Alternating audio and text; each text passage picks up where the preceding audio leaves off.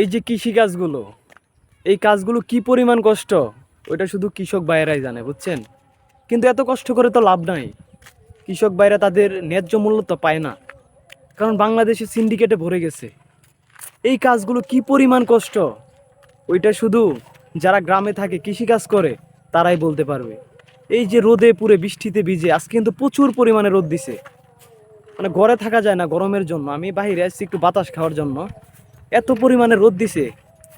অথচ এই রোদের মধ্যে পুরেই কিন্তু তারা এত কষ্ট করে এই কাজগুলো করতেছে, অথচ তাদেরকে আমাদের বাংলাদেশে ন্যায্য মূল্যটা দেওয়া হয় না।